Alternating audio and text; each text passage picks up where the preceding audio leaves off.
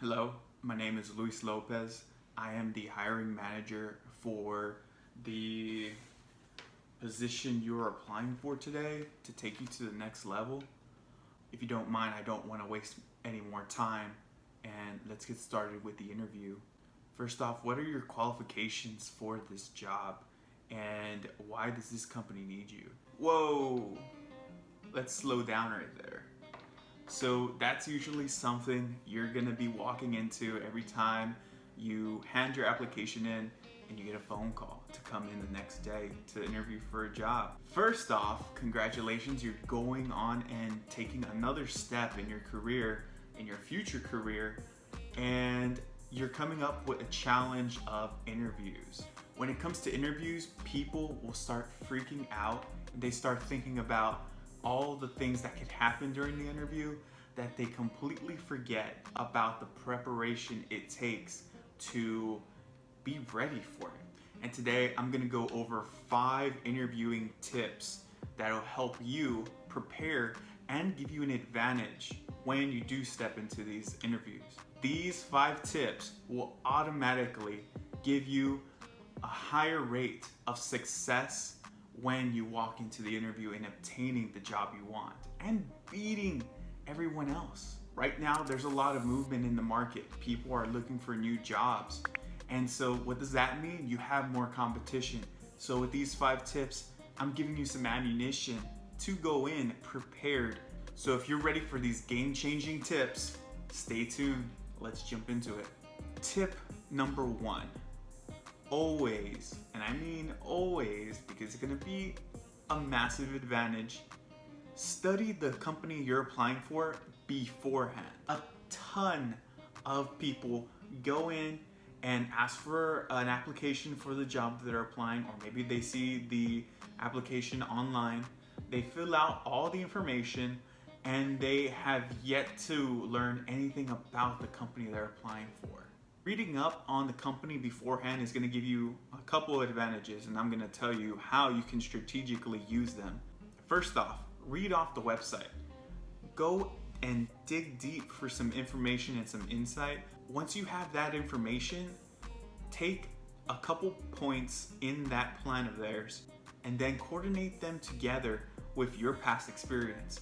For example, maybe they focus a lot in logistics, and you have experience with maybe receiving and shipping operations from your past job, then you're gonna find a way of making sure those 2 points complement each other and gives you a competitive edge compared to everyone else. And maybe you catch up on some of their values of the company online.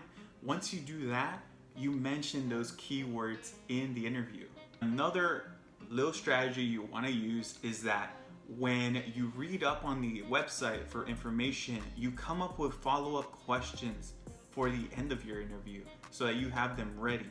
They need to be connected to what the company is about, or maybe information you want to know about the company. Because there's been so many times, and I've been on both ends of the interview, that they ask you this question, and it's super common nowadays.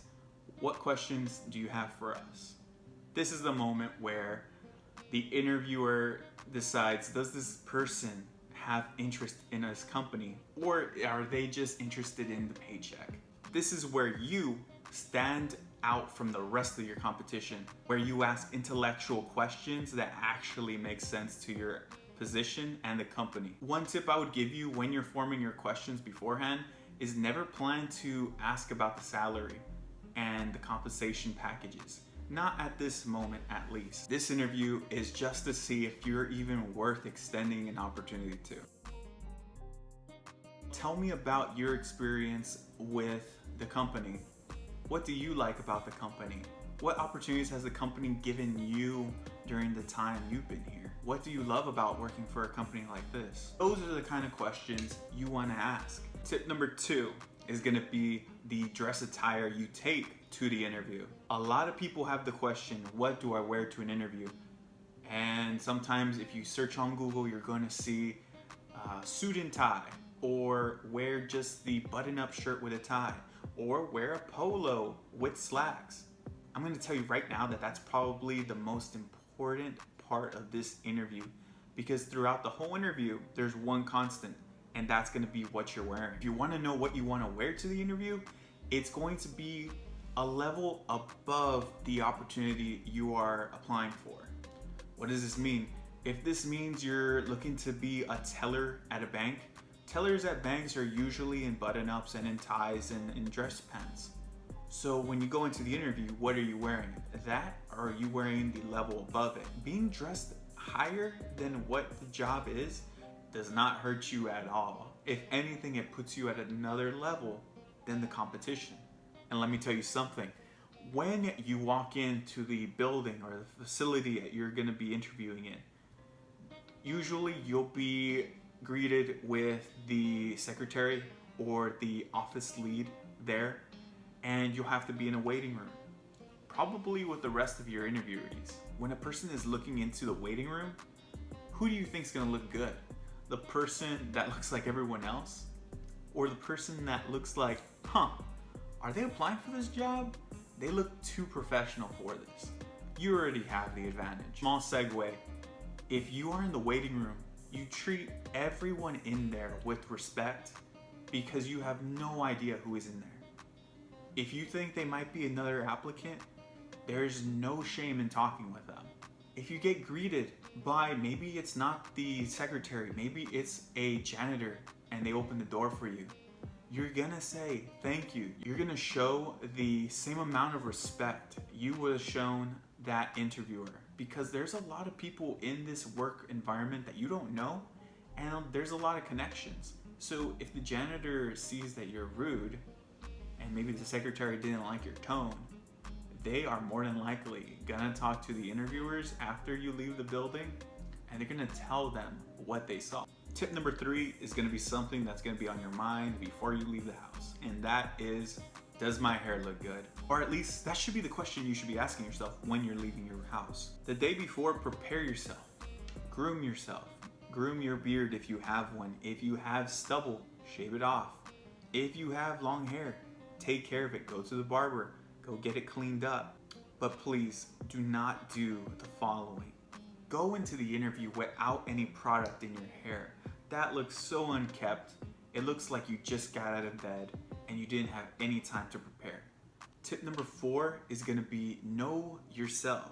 Knowing yourself is super important when you jump into an interview. I'm gonna tell you why. They're gonna start asking you questions about, so tell me about yourself. Your alarms start going off in your head and you're like, what do I tell them? You start analyzing inside your head, what am I gonna tell them? How's this gonna make me look like? If I say the wrong thing, am I gonna sound dumb? But don't worry, I got you. You're going to ask yourself the day before, what are some things that motivate me, right? Because there's so many times where I've asked a question to the interviewee and they come up with nothing. They are literally telling me, I have no idea what I'm doing in front of you, but if I get the job, I'm pretty happy because I'm gonna get a paycheck. You're showing that you have no interest in the job. And if you get it, it's not gonna change your life for anything. The night before, I want you to ask yourself 2 questions. What motivates me in life? And the second question is, why do I want this job? Tip number 5 is gonna be the most important part of this and is going to get the ball rolling in the right direction when you step into that interview room.